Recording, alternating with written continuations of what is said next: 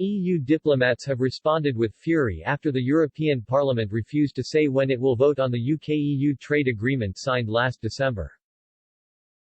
MEPs are attempting to force more concessions from Britain over the contentious Northern Ireland border. However, EU bureaucrats fear the move will backfire and undermine ongoing legal action against the UK.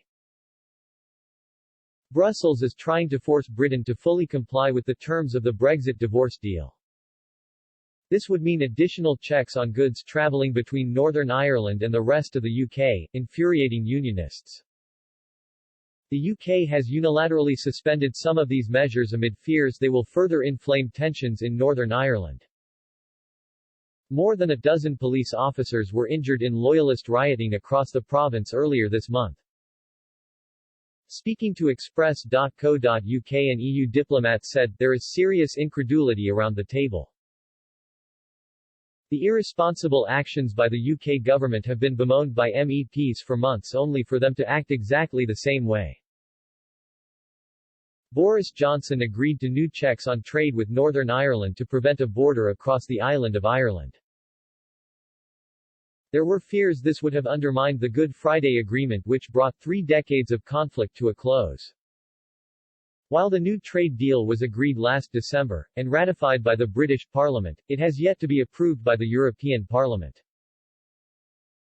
German MEP Bernd Lang, who runs the Parliament's Trade Committee, said no vote will be held until Britain gives clear commitments to impose checks on Northern Ireland. Meanwhile, Lord Frost is set for a crunch showdown with his European Union rival on Thursday as Brussels piles the pressure on the UK to accept a massive U-turn on the thorny issue of trade arrangements for Northern Ireland. The UK Cabinet Minister met European Commission Vice President Maros Sefcovic in the Belgian capital for informal talks as they attempt to iron out issues on the Northern Ireland Protocol. Under the terms of the protocol, goods from the rest of the UK moving to Northern Ireland are subject to border checks. The measures are aimed at protecting the EU single market without creating a land border between the North and the Republic in line with the Good Friday Agreement. Earlier this week, EU sources proposed to UK officials 90% of border checks could be wiped out, but only if Britain agrees to align food standards with those of the bloc. However, this would mark a huge U-turn from the UK, with Lord Frost's negotiating team previously rejecting any chance of Britain aligning to EU standards. Following several nights of violence on the streets of Belfast, insiders warned this would still not address concerns from loyalists as it would still require a significant amount of paperwork. Last month, relations between London and Brussels crumbled when the EU announced it was taking legal action following a unilateral decision from Britain to extend the grace periods intended to ease the introduction of the new controls. Ahead of the crunch meeting, the UK government said it had agreed with the EU to have an additional month, until mid-May, to respond to legal action over the alleged breach of the protocol. Downing Street has warned the UK and EU still have significant differences ahead of the crunch showdown in Brussels on Thursday. A UK government spokeswoman said technical engagement with the EU in relation to the protocol had continued over recent days and we remain in regular contact at all levels. The discussions have been constructive, but there are still significant differences that need to be resolved. Both the UK and EU are engaging with business, civil society and other stakeholders in Northern Ireland, to understand the issues they are facing. The UK remains committed to working through the outstanding issues in order to restore confidence on the ground in Northern Ireland, reflect the needs of communities and respect all dimensions of the Belfast Good Friday Agreement. Additional reporting by Joe Barnes, 6:15 a.m. Update, we can do without EU. German finance website admits strong UK winning outside Brussels. Brexit. Britain has proven it can go it alone without the EU as the UK economy reopens, a European commentator has admitted. Although much skepticism was placed on the UK's new future, 100 days since Brexit, the pound has surged while the stock market has also shown signs of life, Martin Blumel has claimed. While EU states are now experiencing a third wave of the virus, Mr. Blumel commented on how the vaccination program has provided a valuable lifeline to UK plc. Figures in Brussels predicted the economy would tank after Brexit, but as Mr. Blumel states, Britain did not go under after leaving the EU. 5:30 a.m. update, look at the figures. Brexit given UK big win over EU as continent lags behind. Brexit has been hailed on the Jeremy Vine show as crucial for the successful COVID-19 vaccination rollout in the UK. BBC Radio's Shay Grewal weighed in during a Jeremy Vine debate on whether the UK's successful vaccination programme was a result of Brexit. Grewal argued that the success of the UK's vaccine programme could be attributed to Britain quitting the European Union. The broadcast said she agreed with Sir James Dyson's belief that the UK had been able to operate much quicker than Europe in rolling out and developing a vaccine. 4:15 a.m. update, Brexit fury, EU tactics unveiled as bloc threatened and made people fear feeling English. Brexit was in part a reaction to the EU's threatening and making people fear in England that their national identity was at threat, a political scientist claimed. The EU this week again refused to set a date to ratify its Brexit trade deal amid concerns about whether the UK is implementing it properly. While party group leaders had been expected to announce that the deal would be ratified at a sitting in late April, they instead said they would wait until receiving reassurances from Prime Minister Boris Johnson. It is just one instance in a string of distrust between either side. 3:15 a.m. update, back off, Joe. Brexit Wonderwoman Liz Truss demands U.S. terminate tit-for-tat trade war. International Trade Secretary Liz Truss has warned the U.S. not to introduce any more tit-for-tat sanctions on the UK in ongoing trade disputes. Britain and the U.S. have attempted to de-escalate trade tensions since the UK left the EU transition period. Both sides have suspended tariffs introduced as part of an ongoing dispute over aviation as the two allies look to escalate ahead of talks on a free trade agreement. However, the U.S. has since threatened to impose fresh sanctions on the UK if Chancellor Rishi Sunak introduces a digital tax on online companies such as Amazon and Facebook. 2:45 a.m. update, EU brought to dire reality as Europe's railway loses £22 billion. The European Union's rail system has faced brutal losses as a result of the coronavirus pandemic.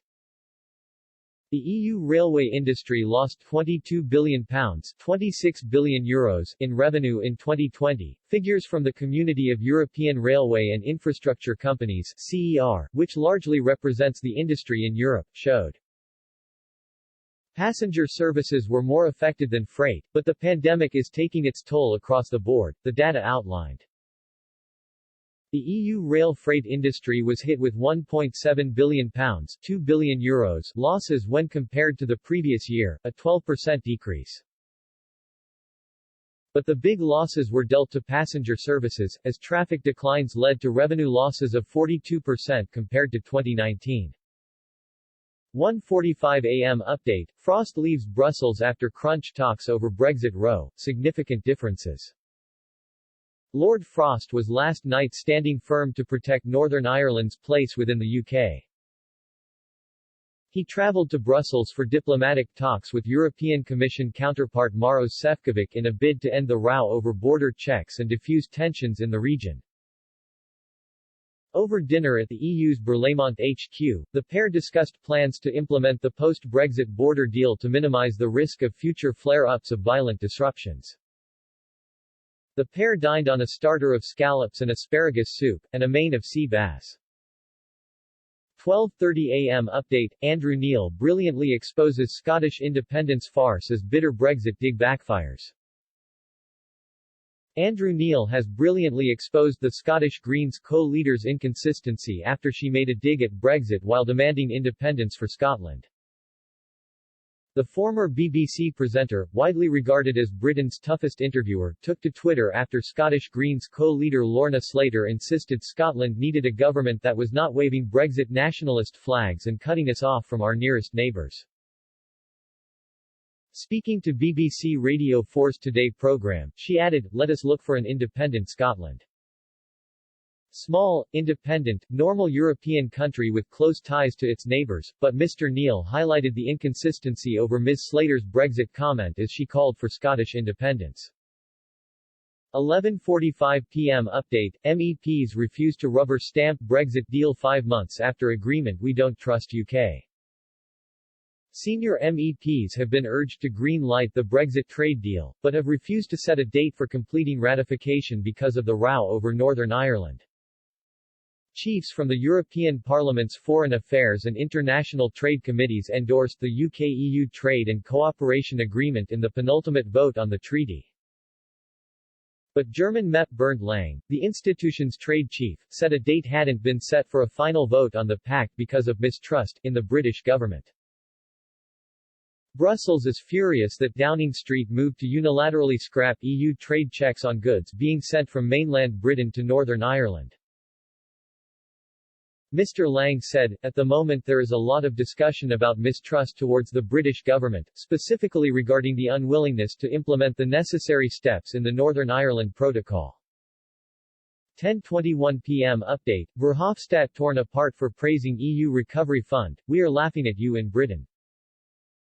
Britons have shot down Guy Verhofstadt's enthusiastic trumpeting of the EU's COVID Recovery Fund, telling him the bloc is the source of laughter in the UK over its handling of the crisis. The Belgian MEP touted the package, named the Next Generation EU on Twitter as a meaningful tool to helping the 27 member states leave the crisis behind. As the pandemic raged across the continent last summer, Brussels' €800 billion £695 billion recovery fund was welcomed as a historic deal. But 9 months on the rollout of the funding continues to be blighted by problems, much like the EU's vaccine program. 8:51 p.m. Update, even EU judges tell Netherlands to forget electro-pulse fishing and stand firm on ban. The Netherlands has lost its court battle against an EU-wide ban on electric pulse fishing. The European Union's top court dismissed the case brought by the government against the practice, which is widely maligned across the bloc. The European Court of Justice said EU decision-makers have wide-ranging discretion on the issue and do not base legislative choices on scientific opinions. The Hague asked the ban to be overturned, arguing that the environmental impact on pulse fishing had not been properly and fairly evaluated. 7:49 p.m. Update, oh dear, Brussels, £652 billion EU COVID bailout at risk of dire delays, Merkel among offenders. The European Union's £652 billion coronavirus recovery fund could be hit by delays because 10 countries have still not ratified the required legislation.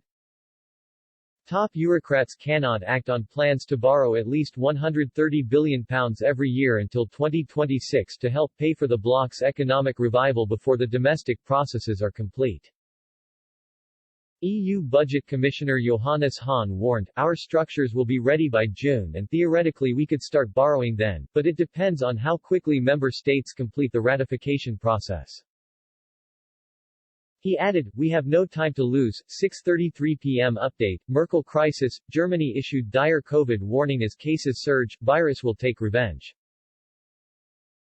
Germany's coronavirus pandemic is becoming more critical every day, the nation's health minister has said, warning the country was facing a COVID-19 revenge within weeks if the situation did not improve.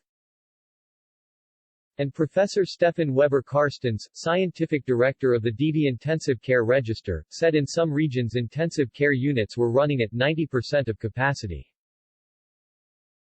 Speaking today, Health Minister Jens Spahn urged the country's 16 federal states to impose tougher restrictions quickly to try to slow a third wave of the coronavirus and not to wait until a national law on measures is passed. 5:35 p.m. Update, Eurozone collapse, Spain's debt reaches record €83 billion in 2020 as EU's recovery fund stalls. Eurozone countries continue to struggle to cope with the financial effects of the pandemic, with Spain reaching a record €83 billion in debt. The Bank of Spain revealed on Wednesday that the debt of all Spanish public administrations with their private suppliers reached €82 billion in 2020. The staggering sum is up 39.4% since 2016 and by €2 billion since 2019, the bank said. Prime Minister Pedro Sánchez was urged by the Confederation of Spanish Small and Medium Enterprises to act quickly to solve the situation without delay. Last March, the Spanish government approved a direct aid package worth €7 billion to help SMEs and self-employed people in the country. 4:25 p.m. Update, how do you sleep at night? Macron ally Beaune attacked after gloating about EU vaccines. Clement Beaune, one of Emmanuel Macron's closest allies, has been attacked after attempting to gloat over the EU's COVID-19 vaccine rollout. Speaking to Radio J, the French European Affairs Minister claimed solidarity among member states had been the #1 success of the European Union during the pandemic. He said, in the European model to face the crisis, there are two things that have been done very well. Solidarity, nowhere else in the world people and businesses have received so much help. And democracy, the democratic debate was more difficult to keep, but it has been maintained. Our assemblies have continued, sometimes in a virtual way, sometimes in a hybrid way, but always there, to vote the laws, to control the government, and the European Parliament too. 3:27 p.m. Update, Brussels urged to dismantle German European Empire or pay price of lost sovereignty. The European Union is destined to become more and more like a German empire unless member states regain sovereignty over the bloc, an expert has claimed. German economic sociologist and emeritus director of the Max Planck Institute for the Study of Societies in Cologne, Wolfgang Streeck, warned the EU is increasingly looking like a bloc of states run by Germany. In an interview with Noemi Lehocki, author at the Hungarian left-wing news site MEPs, Mr. Streeck said that an empire run by Germany could only result in perennial tensions between member states and the eventual collapse of the bloc. James Bickerton takes over live reporting from Paul Withers, 1:40 p.m. Update, Brexit row exploded as David Frost's tactic enraged Michel Barnier, reckoning to come. Brexit tensions between David Frost and Michel Barnier boiled over as a UK insider warned there was a reckoning to come. Speaking to an audience at the Université Libre de Bruxelles on February 17, 2020, Lord Frost made clear he wanted the UK to end the negotiations with a huge advantage over the EU, the ability to set regulations for new sectors, the new ideas, and new conditions. A UK official said there was a reckoning to come, warning of the heated clash that would follow. Last year, the government published its internal market bill, aiming to override the withdrawal agreement by making changes to the Northern Ireland Protocol. Northern Ireland Secretary Brandon Lewis even admitted in Parliament this could break the law. Negotiators Lord Frost and Michel Barnier were in the midst of tense Brexit talks when the move came, and infuriating the EU negotiator. As The Guardian reported, one EU official was taken aback by the policy, admitting that Barnier was amazed. When Mr. Barnier next met Mr. Frost, he asked him, "Is this what you are doing? How can we continue? I have to go back to the member states who are all going to ask why we are continuing to negotiate?" 12:53 p.m. Update, MEPs refuse to rubber stamp Brexit deal 5 months after agreement We don't trust UK. Senior MEPs have been urged to green-light the Brexit trade deal, but have refused to set a date for completing ratification because of the row over Northern Ireland. Chiefs from the European Parliament's Foreign Affairs and International Trade Committees endorsed the UK-EU Trade and Cooperation Agreement in the penultimate vote on the treaty. But German MEP Bernd Lang, the institution's trade chief, said a date hadn't been set for a final vote on the pact because of mistrust in the British government. Brussels is furious that Downing Street moved to unilaterally scrap EU trade checks on goods being sent from mainland Britain to Northern Ireland. Mr. Lang said, "At the moment there is a lot of discussion about mistrust towards the British government, specifically regarding the unwillingness to implement the necessary steps in the Northern Ireland Protocol." He added, "This is a historic vote in our committee today, but it's totally clear that at the moment there is no date fixed for voting. There's a reason behind that. We want to see clear commitments for the fulfillment of the protocol. 12:20 p.m. Update, Lord Frost and Brandon Lewis meet Ireland's Cabinet over Northern Ireland issues. UK Cabinet Minister Lord Frost and Northern Ireland Secretary Brandon Lewis have met Irish Foreign Minister Simon Coveney as part of regular bilateral engagement, Downing Street has confirmed. Government officials said Foreign Secretary Dominic Raab will meet with Mr. Coveney this afternoon. Lord Frost will meet European Commission Vice President Maros Sefcovic in Brussels on Thursday evening. Number 10 said, the meeting is part of an ongoing process with the EU to resolve outstanding differences on the Northern Ireland Protocol. 11:10 a.m. Update, UK and EU pin down more than 24 Northern Ireland Protocol issues. Britain and the EU have highlighted 27 issues in relation to Northern Ireland's post-Brexit trade arrangements, Ireland's foreign minister has said. But Simon Coveney warned some are more difficult than others and will require political solutions.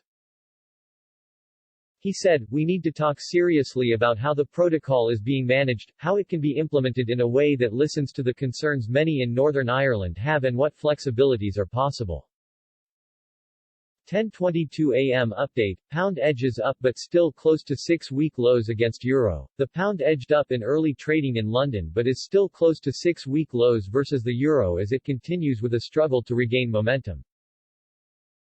Sterling was up marginally by 0.1% against the euro 86.855 pence per euro and was up by the same margin against the US dollar at $1. 3,792, the UK currency had a strong first 3 months of the year, helped by the Brexit deal agreed with the European Union, Britain's accelerated vaccine rollout and a lessening of negative rates expectations, but has had a slower start to April. Adam Cole, chief currency strategist at RBC Capital Markets, said, with the negative policy rate risk premium fully priced out, the hurdle for news driving further gains is much higher and news flow has become more ambiguous. 9:54 a.m. Update, France Brexit fishing hell, disaster as 80% of fishermen in key port barred from UK seas. France is facing a huge Brexit crisis as 80% of fishermen operating from a historic port just 30 kilometers from Britain still don't have a license to travel to UK waters. Boulogne-sur-Mer, the first-ever fishing port in France that is located in the north of the country, employs around 6,000 people in the vital and once lucrative fishing sector. But 3 months after the UK completed its departure from the European Union and the agreement on fisheries was reached between the two sides, huge swaths of French fishing boats have been forced to remain in the port.